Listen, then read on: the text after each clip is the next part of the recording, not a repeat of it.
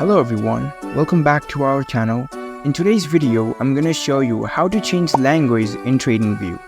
It's a very simple process, so let's dive right in. First of all, unlock your phone and make sure you are connected to the internet and download the Tradingview app if you haven't already. Once you download the app, launch the app on your phone.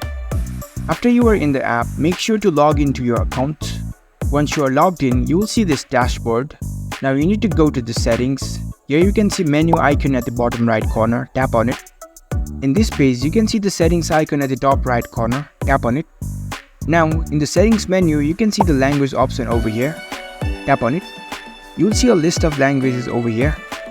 You can choose your preferred language. You can just select your language and it will be applied to the whole system of this app. And that's it, you've successfully changed the language of Tradingview. It's a very simple process. If you found this video helpful, don't forget to give this video a thumbs up and subscribe to our channel for more tech tips. Thank you for watching.